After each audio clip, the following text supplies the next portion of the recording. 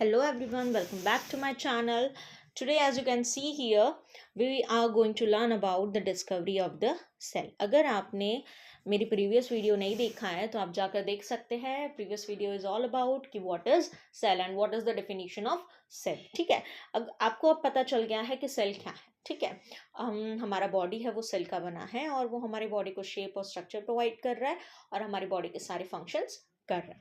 But पहली बार किसने ये सेल डिस्कवर्ड किया और उसकी जो स्टोरीज है वो क्या है, थियरीज है वो क्या है, वो हम इस आज के इस टॉपिक में पढ़ेंगे. What is the discovery of the cell. Okay, so let's start.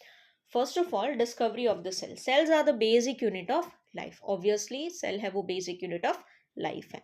And the discovery was a major breakthrough and science. ठीक है, उसकी डिस्कवरी से साइंस को बहुत बहुत बहुत ज़्यादा फ़ायदा हुआ और उसकी डिस्कवरी से बहुत ज़्यादा हमें और भी टॉपिक्स मिले जिसके बारे में हमें नॉलेज मिली. The journey of discovering cell started with the invention of the microscope which allowed scientists to see a tiny structures that were invisible to the naked eyes.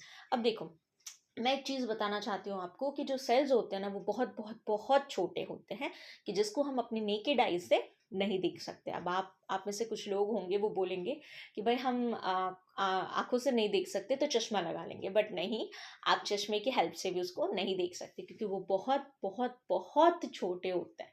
ठीक है, उसको देखने के लिए आपको बहुत ज़्यादा हाई मैग्निफिकेशन पावर चाहिए. मैग्निफिकेशन का मतलब सिंपली होता है जूम करने की एबिलिटी. तो इसलिए जो इंस्ट्रूमेंट डेवलप हुआ वो था माइक्रोस्कोप. माइक्रोस्कोप के इन्वेंशन के बाद हम देख सकते थे कि एक्चुअल में ये जो टाइनी वर्ल्ड है वो है क्या. तो पहले हम देखते हैं कि भाई जो माइक्रोस्कोप है उसकी भी डिस्कवरी किसने की थी और उससे रिलेटेड सेल की डिस्कवरी है. सो let's start. First of all, जो इम्पॉर्टेंट साइंटिस्ट थे जिनको सेल की डिस्कवरी में इम्पॉर्टेंट माना जाता है वो है रॉबर्ट हुक. 1665 में उन्होंने फर्स्ट टाइम ऑब्जर्व किया था सेल को. देखो यहाँ पे क्लियरली लिखा है वर्ड ऑब्जर्व. ऑब्जर्व मतलब उन्होंने सिर्फ देखा था, उसके बारे में और कुछ भी इंफॉर्मेशन फाइंड नहीं की थी. अब वो थे कौन, आप यहाँ पे पिक्चर देख सकते हो उनका. Robert Hooke was an English scientist who work with microscope. वो एक फॉरेन साइंटिस्ट थे कि जो माइक्रोस्कोप पे काम कर रहे थे, माइक्रोस्कोप के डिस्कवरी पे लगे हुए थे माइक्रोस्कोप बनाने में. सो what did he do? उन्होंने किया क्या. 1665 year mark this year. This is very important for the exam purpose. 1665 में hook observe a thin slice of cork under a self-made compound microscope. अब देखो, कंपाउंड माइक्रोस्कोप मतलब क्या. तो उन्होंने एक ऐसा माइक्रोस्कोप बनाया खुद से ही. कंपाउंड मतलब कि माइक्रोस्कोप जिसमें दो से ज़्यादा लेंस हो. ठीक है, और वो लाइट से भी चल सकता है, इलेक्ट्रिसिटी से भी चल सकता है. बट उस टाइम पे, जिस टाइम की हम बात करें 1665 में, उस टाइम पे ऑब्वियस है कि वो लाइट से चलता होगा, मतलब डे लाइट. ठीक है, सनलाइट. ठीक है, तो उसके उन्होंने वो डेवलप किया. इतना ज़्यादा भी वो क्या बोल सकते हैं हम, हाई एडवांस माइक्रोस्कोप नहीं था. तो उन्होंने क्या किया, जो ट्री होती है उसका जो बार्क होता है, थर्ड जिसको हम बोलते हैं, उसमें से एक स्लाइस ली जिसको कॉर्क बोला जाता है, अंदर के एरिया को. ठीक है, उसको उन्होंने माइक्रोस्कोप के अंडर ऑब्जर्व किया. तब उन्होंने देखा क्या, he saw tiny box like compartment that look like a honeycomb. उन्होंने देखा कि छोटे छोटे ऐसे रूम जैसा स्ट्रक्चर दिख रहा है उसको. ठीक है, अब जैसे कि हनीकॉम्ब आपने देखा होगा. नेक्स्ट स्लाइड में आपको दिखाती हूँ. उसके अंदर कैसे हेक्सागोनल शेप्स के बहुत सारे रूम्स होते हैं, मतलब रूम जैसा स्ट्रक्चर होता है, अंदर ऐसे खाली खाली लगता है. तो उनको सेम ऐसा ही स्ट्रक्चर दिख रहा था.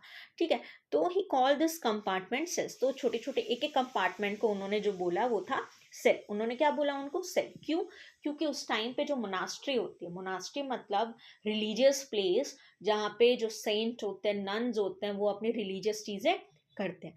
वहाँ पे मोनास्ट्रीज के अंदर भी छोटे छोटे रूम्स होते हैं, बट उन छोटे छोटे रूम को क्या बोला जाता है, सेल. ठीक है, इसलिए उन्होंने क्या बोला कि भाई इसमें भी मुझे छोटे छोटे रूम दिख रहा है तो मैं इसका नाम रख रहा हूँ सेल. वो एक छोटा छोटा रूम है वो क्या है, सेल. ठीक है, अब आप देख सकते हो उस पिक्चर में ऐसा हनीकॉम्ब लाइक स्ट्रक्चर दिख रहा था उनको, ऐसे रूम के जैसे स्ट्रक्चर्स उनको दिख रहे थे, तो उन्होंने उनका नाम क्या रखा, सेल. अब व्हाट वाज इट्स लिमिटेशन, बहुत बहुत इंपॉर्टेंट है. Hook on only saw dead cells. उन्होंने सिर्फ और सिर्फ डेड सेल्स दिखे. डेड सेल्स मतलब क्या, तो कि एम्प्टी सेल वॉल्स, मतलब आप आगे देखोगे, आगे के वीडियोस में मैं आपको बताऊंगी कि सेल वॉल होता क्या है। सेल के आजू बाजू एक लेयर होती है, प्रोटेक्टिव लेयर, जिसे सेल वॉल बोला जाता है।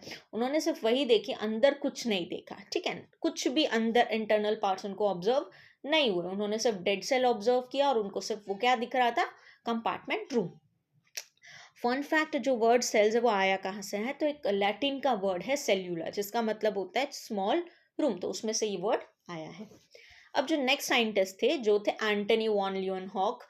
आई know this name is really really very very what I can say terrific to pronounce, but once you will have a hand on it, आपको इजी हो जाएगा। आप धीरे धीरे प्रैक्टिस करते रहिए इन सब के नेम की, तो आपको हैबिट हो जाएगी। अब एंटनी वॉन ल्यूएनहॉक है, 1674 में उन्होंने डिस्कवरी की थी लिविंग सेल की। अब लिविंग सेल की डिस्कवरी तो ठीक है, हमें पता है, but the main thing is उनको बोला जाता है द फादर ऑफ माइक्रोबायोलॉजी। क्यों?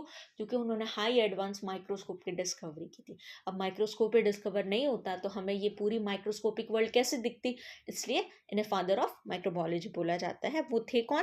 तो एंटनी वॉन ल्यूएनहॉक वो डच साइंटिस्ट थे जो एक लेंस मेकर थे, लेंस बनाते थे, इसलिए उनकी दिलचस्पी बहुत ज़्यादा हुई और उन्होंने माइक्रोस्कोप की डिस्कवरी की। उन्होंने हुक से ज़्यादा एडवांस माइक्रोस्कोप बनाया। आज के ज़माने का तो हम कंपैरिजन कर ही नहीं सकते, बट उस टाइम के रिलेटेड उन्होंने बहुत ही अच्छा माइक्रोस्कोप बनाया, पावरफुल माइक्रोस्कोप, ठीक है।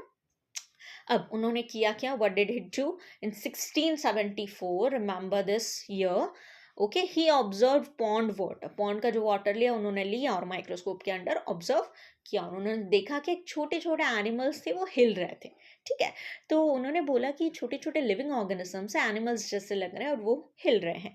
तो ही कॉल्ड हिम एनिमल क्यूल्स। मतलब क्या होता है एनिमल क्यूल्स का? छोटे एनिमल्स, ठीक है। तो उन्होंने फिर उसके बाद उसमें बैक्टीरिया ऑब्जर्व किए, स्पर्म सेल्स ऑब्जर्व किए, रेड ब्लड सेल्स ऑब्जर्व किए। अब ये जो तीनों है वो है क्या, वो मैं आपको आगे नेक्स्ट कुछ वीडियोस में बताऊंगी। अभी सिर्फ इतना समझो कि वो हमारी बॉडी के सेल्स होते हैं, ठीक है। और बैक्टीरिया है वो आपको पता होगा कि कीटाणु, ठीक है। तो अभी के लिए कीटाणु ही उसको रखो। नेक्स्ट था कि what was the impact? His work proved that cells were not just empty compartments but actually alive and capable of movement. उन्होंने ये डिस्कवर किया कि जो सेल्स है वो सिर्फ और सिर्फ डेड नहीं होते, वो लिविंग भी होते हैं और वो मूव भी करते हैं। बहुत बहुत बहुत ब्यूटीफुल चीज़ उन्होंने बताई है कि सेल मूव करते हैं, उन्होंने डिस्कवर किया। आप देख सकते हो इसमें किस तरह के माइक्रोस्कोप के अंडर अगर हम ऑब्जर्व करते हैं तो वो कैसा दिखता है, ठीक, कुछ ऐसे ही दिखते हैं पॉन्ड के कुछ एनिमल्स और छोटे छोटे ऑर्गेनिजम्स। अब जो नेक्स्ट थे, अब नेक्स्ट था, ठीक है, ये जो साइंटिस्ट थे वो बहुत ही इंपॉर्टेंट साइंटिस्ट थे। बट अब जो बात करते हैं कि भाई सेल की डिस्कवरी के बाद कुछ बहुत और भी साइंटिस्ट आए जिन्होंने इन पे काम किया और कुछ थियरीज निकाली। थियरी मतलब कुछ पॉइंट्स, उन्होंने कुछ बातें बताई, ठीक है, उसे थियरी बोला जाता है। So after Hooke and Leeuwenhoek more scientist studied cells leading to the cell theory. सबसे पहले जो साइंटिस्ट आए जिन्होंने सेल्स के बारे में बताया वो थे मैथ्यू स्केल्डन, 1838 में। अब उन्होंने क्या बताया कि plants are made up of cells. वो एक जर्मन बॉटनिस्ट थे। बॉटनी सब्जेक्ट है एक, बॉटनी मतलब ऐसा सब्जेक्ट जो प्लांट के बारे में स्टडी करते हैं, उनको हम बॉटनिस्ट बोलते हैं। प्लांट की स्टडी वाले सब, जिसमें प्लांट की स्टडी होती है, वो सब्जेक्ट को बोला जाता है बॉटनी। और वो जो साइंटिस्ट होते हैं जो प्लांट की स्टडी करते हैं उनको बॉटनिस्ट बोला जाता है। तो वो प्लांट टिश्यू को स्टडी कर रहे थे, प्लांट के टिश्यूज होते हैं, ठीक है, मांस पेशिया जैसे हम में होती है वैसे उनमें भी होती है, ठीक है, बट वो टिश्यूज है, आपको नेक्स्ट वीडियोस में बताऊंगी। अंडर द माइक्रोस्कोप वो ऑब्जर्व कर रहे थे, तब उन्होंने फाइंड किया, कंक्लूड किया, नतीजे पे आए कि भाई जो सारे के सारे प्लांट्स है वो सेल्स के बने, ठीक है। उसके बाद जो नेक्स्ट साइंटिस्ट थे वो थे थियोडोर स्क्वान। अब 1839 में उन्होंने बोला कि एनिमल्स है भाई वो भी सेल के ही बने हैं। वो जर्मन जूलॉजिस्ट थे। जूलॉजिस्ट मतलब जो एनिमल्स की स्टडी करते हैं, ठीक है। अब वो एनिमल टिश्यूज के बारे में स्टडी कर रहे थे, तो उन्होंने ये कंक्लूड किया कि क्या कंक्लूड किया कि एनिमल्स है वो सेल्स के बने हैं। Next is Rudolf Virchow in 1855 में। देखो फ्रेंड्स, उन्होंने बहुत ही ज़्यादा इंपॉर्टेंट पॉइंट डिस्कवर किया, that is cells come from pre existing cells. वो एक जर्मन डॉक्टर थे, वो सेल डिवीजन के बारे में स्टडी कर रहे थे। सेल डिवीजन क्या है वो सब मैं आपको बताऊंगी। फर्स्ट ऑफ ऑल उन्होंने प्रपोज क्या किया, that all cells arise from the pre existing cells, not created spontaneously. उन्होंने क्या बताया कि जो सारे के सारे सेल्स हैं, ठीक है, जो बनते हैं वो अचानक से कहीं से आ नहीं जाते हैं, ठीक है, या अचानक से बन नहीं जाते, वो पहले जो ऑलरेडी जो सेल्स है प्रेजेंट उसमें से ही न्यू सेल डिवाइड होकर बनते हैं। एक सेल है वो डिवाइड हो जाता है दो में, दो है फिर वो नेक्स्ट डिवाइड हो जाता है, टू है वो फोर में, फोर है वो सिक्स में, सिक्स है वो फिर मूव ऑन करते करते पूरा डिवाइड हो जाता है, ठीक है। तो उन्होंने बहुत इंपॉर्टेंट पॉइंट बताया कि सेल्स हैं वो कहीं ना कहीं ऐसे ही कहीं से क्रिएट नहीं हो जाते, और पहले ऑलरेडी जो सेल्स थे जो एग्जिस्टिंग है, मतलब है एग्जिस्टिंग, उसमें से ही न्यू सेल्स बनते हैं, ठीक है। सो ये बहुत इंपॉर्टेंट पॉइंट उन्होंने डिस्कवर्ड किया। अब ये जो थियरीज हैं, ठीक है, जिसे सेल थियरी के नाम से जाना जाता है, एग्जामिनेशन में आता है कि स्टेट द सेल थियरी। तो ये ही 3 पॉइंट है जो आपको एग्जामिनेशन में लिखने हैं। वो क्या है? First, all living things are made up of cell. सारे के सारे लिविंग थिंग्स किसके बने हैं? सेल, ठीक है। सेकेंड पॉइंट क्या है?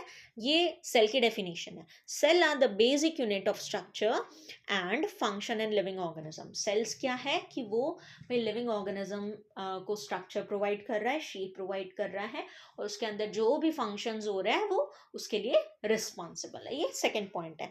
थर्ड पॉइंट है all cells arise from pre existing cells, कि जो पहले ही सेल मौजूद है, प्रेजेंट है, उसमें से ही नए सेल्स बन रहे हैं। आई होप ये थियरी आपको क्लियर है, ठीक है। अभी और भी बहुत सारी मॉडर्न डिस्कवरीज हुई थी, एडवांसमेंट हुई माइक्रोस्कोपी में, टेक्नोलॉजी डिस्कवर्ड हुई, ज़्यादा एडवांस हुई, साइंटिस्ट भी फिर उन्होंने बहुत ज़्यादा डिस्कवरी की। अब ऑर्गेनेल्स भी अंदर होते हैं सेल के अंदर, वो डिस्कवर किए। प्रोकैरियोटिक क्या होता है, यूकैरियोटिक क्या होता है, डीएनए क्या होता है, उसका रोल क्या होता है, वो सब उन्होंने डिस्कवर आगे चलकर किया। वो क्या है वो मैं आपको बाद में बताऊंगी। फर्स्ट ना the important question is here, importance of discovery of cell. Examination में पूछा जाता है state the importance of discovery of the cell, कि भाई सेल की डिस्कवरी के इम्पॉर्टेंस क्या है, ठीक है। तो पहला कि उसने साइंटिस्ट को हेल्प किया कि माइक्रोस्कोपिक लेवल पे भी लाइफ है उसको समझने के लिए, ठीक है। और सेकेंड, उसकी डिस्कवरी की वजह से हमें डिजीज के बारे में पता चला, जेनेटिक्स के बारे में पता चला, बायोटेक्नोलॉजी के बारे में पता चला कि ज़्यादातर जो डिजीज होते हैं ना वो बैक्टीरिया से होते हैं, फंगस से होते हैं, या फिर वायरस से होते हैं। ये सारे के सारे कैसे हैं? माइक्रोस्कोपिक, ठीक है। तो उसकी वजह से हमें ये सारी डिजीज के बारे में भी पता चला। Third, it led the foundation of modern biology and medicine. उसके बाद बहुत ज़्यादा मॉडर्न बायोलॉजी भी आगे बढ़ा, कुछ मेडिसिन के बारे में भी हमने डिस्कवरीज की, ठीक है। So it is very very very important, okay. चलो अब समरी देख लेते हैं। 1665 में कौन आया? Robert Hooke. उन्होंने क्या किया? डेड कॉर्क सेल को ऑब्जर्व किया और उन्होंने क्या नाम दिया उनको? सेल्स, छोटे रूम। सेकेंड 1674 में कौन आए? एंटनी वॉन ल्यूएन हॉक, ठीक है। उन्होंने क्या ऑब्जर्व किया? First living cell. देखो, रॉबर्ट हुक ने डेड सेल्स और एंटनी वॉन ल्यूएन हॉक ने लिविंग सेल्स। ये बहुत इंपॉर्टेंट है, बहुत कंफ्यूज हो जाओगे, ठीक है। So I hope it's clear. Then 1838 में मैथ्यू स्केल्डन ने क्या बोला कि सारे प्लांट्स है वो सेल्स के बने हैं। उसके बाद 1839 में थियोडर स्वान ने क्या बोला कि भाई एनिमल्स भी सेल्स के ही बने हैं। और फाइनली 1855 में रुडोल्फ विर्शो ने क्या बोला कि जो पहले ही ऑलरेडी सेल्स है उसमें से ही नए सेल्स बन रहे हैं। So I hope this is clear. And अगर आपको कोई भी डाउट है तो आप इस वीडियो में कमेंट कीजिए, ठीक है। अगर आपको ये वीडियो इन्फॉर्मेटिव लगता है, फ्रूटफुल लगता है, तो आप लाइक दीजिए, कमेंट दीजिए, शेयर कीजिए और सब्सक्राइब कीजिए। और इम्पॉर्टेंट थिंग, अगर आपको कोई टॉपिक समझना है और आपको लगता है कि आपको कोई टॉपिक है वो बायोलॉजी का नहीं समझ आ रहा है या कोई भी टॉपिक है, तो आप सिंपली इस वीडियो में कमेंट डाउन कर दीजिए ताकि मैं नेक्स्ट वीडियो बीच में आपके लिए वो बना दूँ। Okay, so stay tuned for my next video. Bye bye.